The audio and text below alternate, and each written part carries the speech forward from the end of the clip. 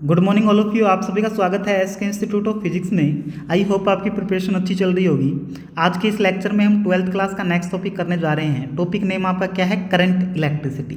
सबसे पहले हम जानेंगे व्हाट इज करंट। ठीक है, इस करंट को आप कैपिटल आई से रिप्रेजेंट करते हो बच्चों। करंट को डिफाइन करने के लिए हम एक सिचुएशन अज्यूम करते हैं। आपके पास एक कंडक्टर है, एक वायर है, ठीक है, और उस वायर का जो एरिया है वो यूनिफॉर्म है through out it's all position. ठीक है, लेट अस सपोज दैट कि जो ये आपको ये सर्कुलर पार्ट दिख रहा है, this is the cross sectional area of this wire. और आपको पता है कि कंडक्टर के अंदर 3 इलेक्ट्रॉन्स होते हैं। ठीक है, तो लेट अस सपोज दैट कि डेल्टा टी टाइम में आपका delta you can say delta D Q charge left side से राइट साइड में चला गया। ठीक है ना, that means total D Q charge और you can say delta Q charge आपका पास हो गया, passes through this area in time del t।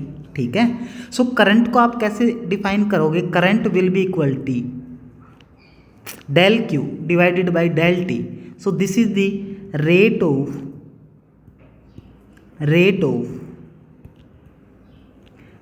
change of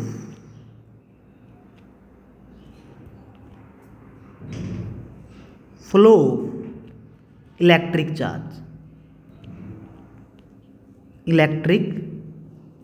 charge। अगर ये जो डेल्टा टी टाइम है, ये जो डेल्टा टी टाइम है वो बहुत ज़्यादा है।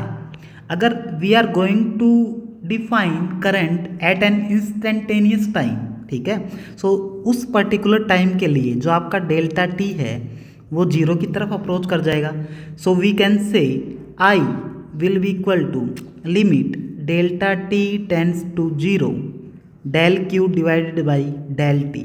ठीक है, यानी कि आपने इस टाइम डेल्टा टी को जीरो की तरफ अप्रोच करा दिया। This is the small interval of time.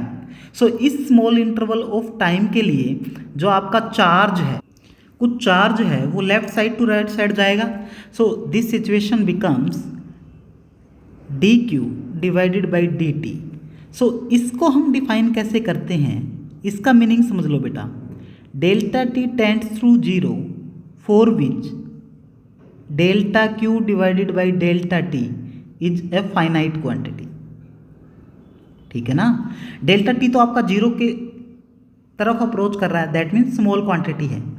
Delta Q को आप डेल्टा टी से डिवाइड कर रहे हो तो वो जो क्वांटिटी है वो फाइनाइट आनी चाहिए। ठीक है, तभी तो आपकी करंट की कोई नेट वैल्यू होगी। बेसिकली करंट को आप डिफाइन कैसे कर रहे हो? Rate of change of flow of electric charge, simply आप बोल सकते हो। ठीक है, यहाँ से देखें तो आपका I क्या आ गया? D Q divided by D t. यहाँ से देखें तो d q will be equal to I times of d t. अगर हम इसको इंटीग्रेट कर दें विद ए प्रॉपर लिमिट, यहाँ से आपके पास नेट चार्ज Q क्या आ जाएगा? I times of d t, limit from lower to higher, let us suppose that A to B। ठीक है, बेसिकली इस पर्टिकुलर फॉर्मूला से आपका क्वेश्चन देखने को मिलेगा। ठीक है ना, इसको ध्यान से याद कर लीजिए। ये चीज़ रही आपकी चार्ज की और यू कैन से करंट की। चार्ज को भी हम डिफाइन नहीं कर सकते। This is the inherent property of elementary particles which generate some kind of force. ठीक है, ये हमने पहले भी पढ़ा हुआ है। एक बात आती है यहाँ पे इलेक्ट्रिक पोटेंशियल की।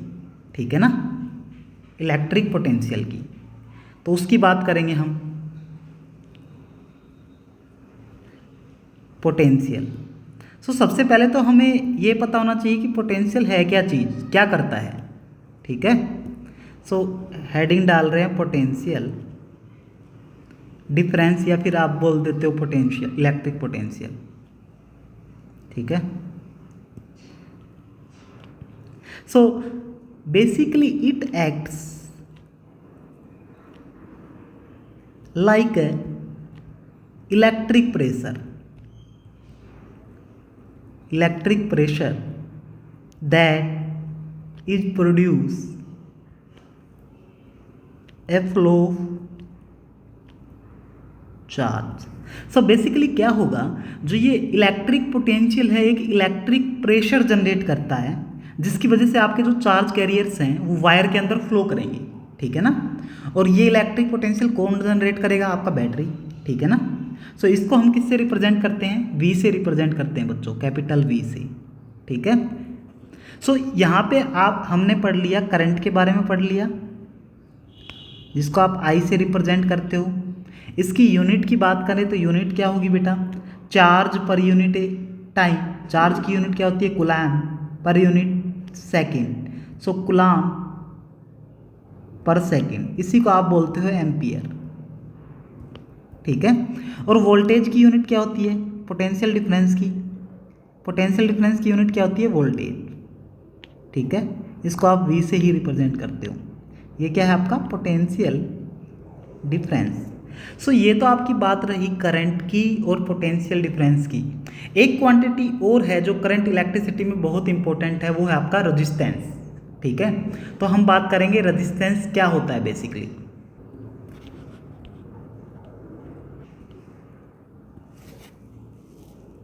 रेजिस्टेंस,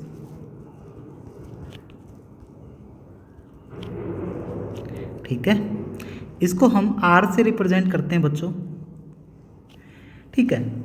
सो रेजिस्टेंस को जानने से पहले आपको एक चीज पता होनी चाहिए, Ohm's law. You all are studied in your lower classes कि ओम्स लॉ क्या होता है। Let us suppose that you have a conductor, ठीक है, और इस कंडक्टर के टर्मिनल्स को आपने एक पोटेंशियल डिफरेंस V से कनेक्ट कर दिया। लेट अस सपोज दैट कि इसमें से करंट पास कर रहा है, वो I करंट पास कर रहा है। सो ओम्स लॉ आपका क्या कहता है बेटा, ओम्स लॉ आपका बोलता है at constant temperature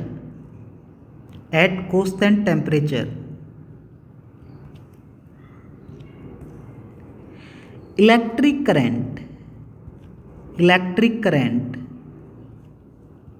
flow in the circuit is directly proportional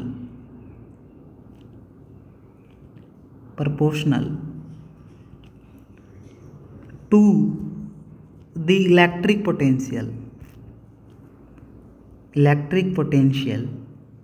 which is set up between the ends of the conductor, ठीक है ना।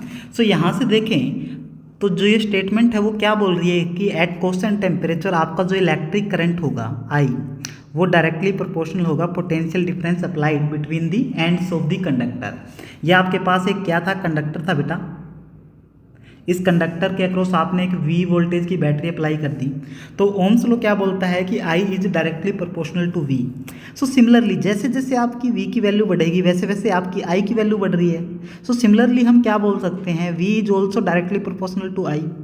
यहाँ से जब हम डायरेक्टली प्रोपोर्शनल के साइन को इक्वल टू में चेंज करेंगे तो एक कांस्टेंट आता है R, ठीक है ना। So V will be equal to I times of R, where R is the constant of proportionality. यही जो R है वो क्या है, कांस्टेंट ऑफ प्रोपोर्शनलिटी, जिसको आप नाम देते हो रेजिस्टेंस, ठीक है ना। सो बेसिकली रेजिस्टेंस एक कांस्टेंट है, किसी एक पर्टिकुलर टाइप ऑफ मटेरियल के लिए आपका रेजिस्टेंस कांस्टेंट रहेगा, ठीक है। सो यहाँ पे हम क्या बोल सकते हैं कि जो ये कंडक्टर है, इस कंडक्टर ने some kind of resistance pose किया, ठीक है ना। सो रेजिस्टेंस कौन जनरेट करता है, आपका कंडक्टर ही जनरेट करता है। तो रेजिस्टेंस को हम डिफाइन कैसे करेंगे बेटा, so it is the resistance, it is the opposition posed by conductor to flow of electric current, ठीक है ना। सो बेसिकली किसी कंडक्टर में से जो करंट को ये फ्लो कराने का विरोध करता है, ठीक है ना। So it is the opposition pose by the conductor to flow of electric current. इसको हम कैसे इमेजिन कर सकते हैं बेसिकली वो देखेंगे यहाँ पे।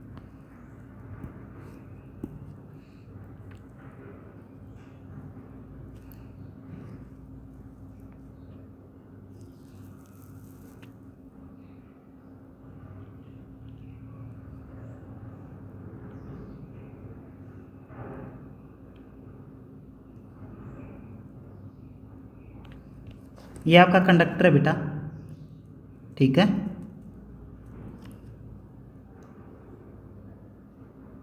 ये आपका कंडक्टर है।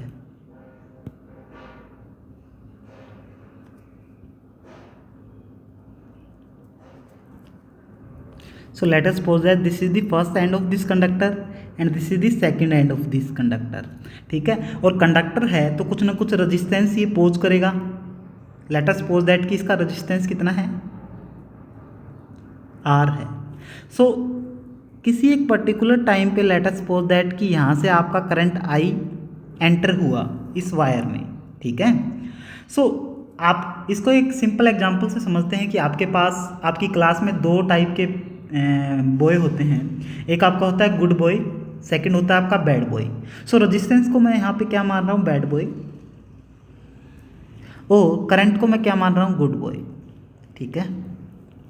सो बेसिकली जो गुड बॉय और बैड बॉय, ठीक है, बैड बॉय क्या करता है कि गुड बॉय के साथ जाकर उसकी इफिशियंसी को कम करने की कोशिश करता है, ठीक है। लेकिन गुड बॉय जो आपका होता है वो वेरी स्मार्ट होता है, उसकी इफिशियंसी कम नहीं होती, वो टॉप मारता है फिर भी, ठीक है ना। सो सिमिलरली आपका जो रेजिस्टेंस है, जब ये करंट इस सर्कुलर एरिया से पास करेगा तो इस रेजिस्टेंस और इस करंट में लड़ाई हो जाएगी, ठीक है। और जैसे ही लड़ाई होगी तो ये रेजिस्टेंस इस करंट की इफिशियंसी को कम नहीं कर पाएगा, ठीक है ना। सो इसके जो सेकंड एंड से भी जो करंट की अमाउंट निकलेगी वो सेम अमाउंट ऑफ करंट आपका सेकंड एंड से निकलेगा, ठीक है। जितना amount of current first end पे एंटर किया उतना amount of current second end से आपका बाहर निकल गया। लेकिन due to the collision between the resistance and the current there will be some kind of heating, ठीक है। जब आपका रेजिस्टेंस और करंट के बीच में जब लड़ाई होगी तो वहाँ पे एक हीटिंग इफेक्ट होगा, ठीक है, हीट जनरेट होगी, हीट जनरेट्स, ठीक है। So some amount of potential is drop to generate some kind of heat basically, ठीक है। तो आप क्या बोल सकते हो, रेजिस्टेंस जो होता है वो करंट को अपोज करने की कोशिश करता है लेकिन उसकी अमाउंट को कम नहीं कर सकता, ठीक है। सो रेजिस्टेंस को हम R से रिप्रेजेंट करते हैं। अगर इसकी यूनिट की बात करें तो इसकी यूनिट क्या है बेटा, ओम। उसको रिप्रेजेंट इस सिंबल से करते हैं, बेसिकली ओमेगा भी बोल देते हैं इसको, ठीक है। सो बेसिकली अगर हम बात करें रेजिस्टेंस किन पैरामीटर्स पे डिपेंड करता है, एक तो आपका रेजिस्टेंस डिपेंड करता है टेम्परेचर पे, ठीक है। सेकंड डिपेंड करता है आपका डायमेंशंस पे, ठीक है, या फिर आप बोल सकते हो साइज पे। सो रेजिस्टेंस का डिपेंडेंस ही हम देखेंगे। Let us suppose that we have a conductor, आपके पास एक कंडक्टर है,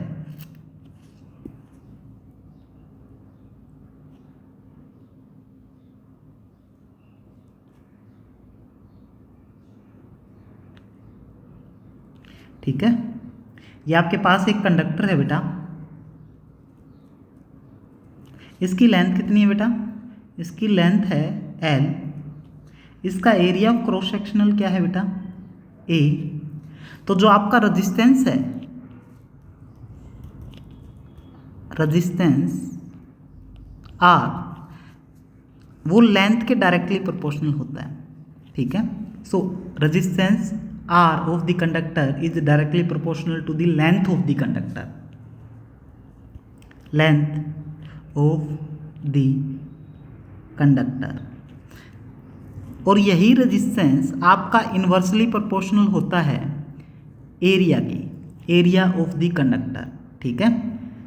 so we can say first equation अगर हम स्टार्टिंग से लिखें तो R is directly proportional to length of the conductor and similarly R is inversely proportional to the area of cross section of the conductor. So this is your first equation and this is your second equation. So यहाँ पे आप combine कर दो इन equations को. Combines both equation we get R is directly proportional to L divided by A. जब भी आप डायरेक्टली प्रोपोर्शनल के साइन को इक्वल टू में चेंज करते हो तो एक कांस्टेंट ऑफ प्रोपोर्शनलिटी आता है. So R will be equal to rho L divided by A where rho is the resistivity of material. ठीक है ना. तो यहाँ से देखें तो आपके पास ये रो क्या है, कांस्टेंट ऑफ प्रोपोर्शनलिटी है बेटा. ठीक है. किसी एक पर्टिकुलर टाइप के मटेरियल के लिए आपका जो ये रेजिस्टिविटी है वो कांस्टेंट रहेगी. ठीक है. तो यहाँ से देखें तो आपका जो रेजिस्टेंस है वो किसके इक्वल आ गया, रो L टाइम्स ऑफ A के इक्वल आ गया. यहाँ से आप बोल सकते हो कि जो आपका रेजिस्टेंस ऑफ द कंडक्टर है वो किन किन पैरामीटर्स पे डिपेंड कर रहा है. First one is the nature of material. ठीक है ना. रेजिस्टिविटी पे डिपेंड कर रहा है ना, मटेरियल पे डिपेंड कर रहा है. Second, length of the conductor. Third, area of the conductor or you can say cross sectional area. और fourth one is temperature also. ठीक है. सो इस टेम्परेचर पे ये कैसे डिपेंड करता है वो चीज़ हम आगे भी पढ़ेंगे. यहाँ से अगर हम यूनिट की बात करें रेजिस्टिविटी की, so resistivity will be equal to R A times divided by L. So from here, what is the unit of resistance, ohm? What is the unit of area, meter square, divided by what is the unit of length, meter. Metre से metre cancel out. So what is the unit of resistivity? Resistivity की unit यहाँ से क्या आ जाएगी, ओम metre. ठीक है. यहाँ से एक पैरामीटर और डिफाइन कर सकते हैं हम. वो पैरामीटर कौन सा है बेटा, वो है आपका कंडक्टिविटी. सो कंडक्टिविटी को डिफाइन कैसे करते हैं, it is the inverse of resistivity.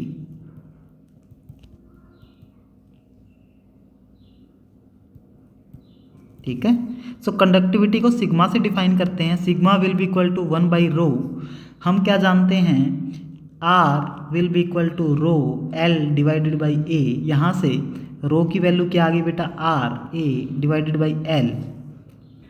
तो यहाँ से कंडक्टिविटी की वैल्यू कितनी आ गई बेटा, L डिवाइडेड बाई RA. ठीक है. So this is the expression of conductivity. इन बेसिस पे न्यूमेरिकल देखिए बेटा. First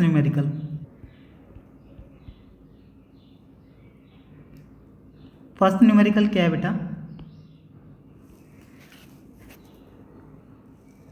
if a wire is stretched to triple its length find the new resistance if the original resistance of the wire was R. ठीक है. आपको एक conductor दिया हुआ है, एक वायर दिया हुआ है, उसकी लेंथ कितनी है, इनिशियली L है. उसका क्रॉस सेक्शनल एरिया कितना गिवन है बेटा, A गिवन है. ठीक है. तो उसका रेजिस्टेंस इनिशियली कितना गिवन है आपको, R गिवन है. So R will be equal to किसके इक्वल लिखते हो आप, rho L divided by A. So this is your first equation. अब क्या बोला है उसने, if a wire is stretch to the triple its length. So that means length आपने कितनी कर दी बेटा, उसकी 3L कर दी. और वो 3L कैसे की है, उसको स्ट्रेच किया गया है, उसको खींचा गया है.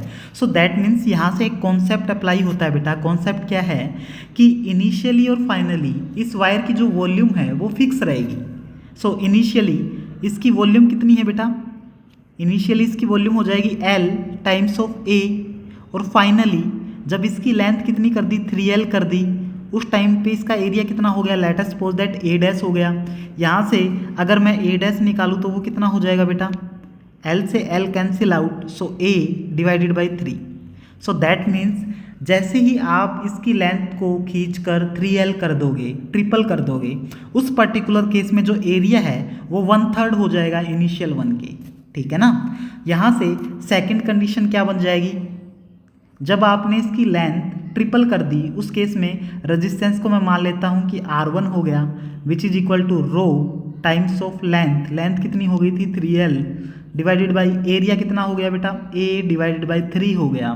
यहाँ से देखें तो R1 will be equal to rho L divided by A times of 9, ठीक है। यहाँ से देखें तो R1 will be equal to 9 times of R, so that is the right answer, ठीक है ना। यानी कि जब आपने उसकी लेंथ को ट्रिपल कर दिया तो उस पर्टिकुलर केस में जो रेजिस्टेंस है वो 9 टाइम्स हो जाएगा इनिशियल वन के, ठीक है। सो यहाँ से आप एक चीज़ देख सकते हो कि जो रेजिस्टेंस है वो डायरेक्टली प्रोपोर्शनल है L स्क्वायर के, ठीक है ना। यानी कि अगर ये कंसेप्ट अप्लाई हो रहा है लेंथ वॉल्यूम वाला, तो उस पर्टिकुलर केस में रेजिस्टेंस किसके डायरेक्टली प्रोपोर्शनल होगा, L स्क्वायर के डायरेक्टली प्रोपोर्शनल होगा। नेक्स्ट क्वेश्चन देखिए बेटा, ये क्वेश्चन भी हमने ये कॉन्सेप्ट अभी अभी पढ़ा है।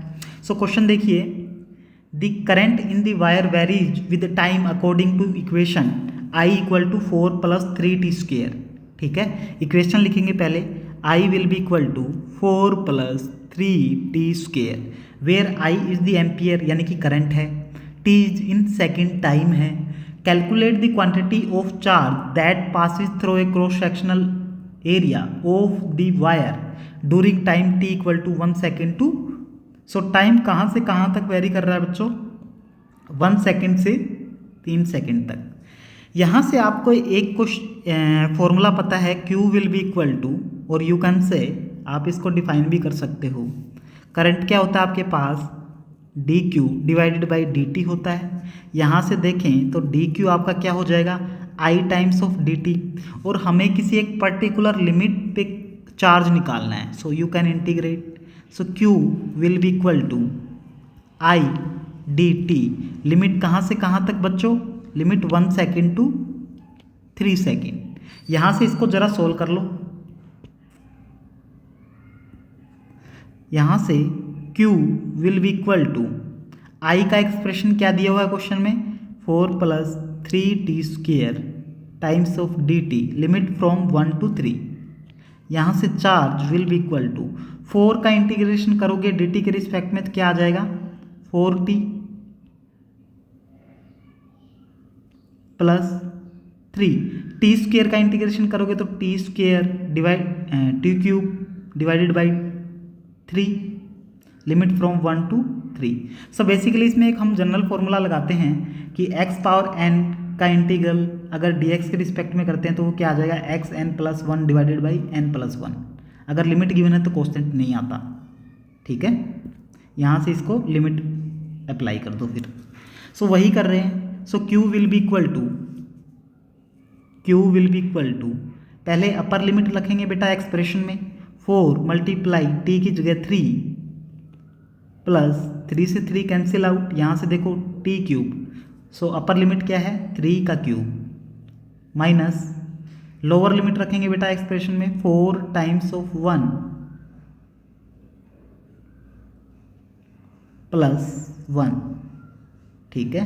यहाँ से charge Q will be equal to 12 plus 3 का क्यूब हो जाएगा 27 minus 4 × 1 4 + 1 5, that means -5। So Q will be equal to, यहाँ से इसको सम करेंगे तो आपके पास आ जाएगा 9 3 - 5, so charge will be equal to 34 coulomb, ठीक है। So this is the right answer for this question. आज के लिए बच्चों इतना ही, नेक्स्ट क्लास में मिलते हैं नेक्स्ट टॉपिक के साथ। Thank you, bye bye, Tata.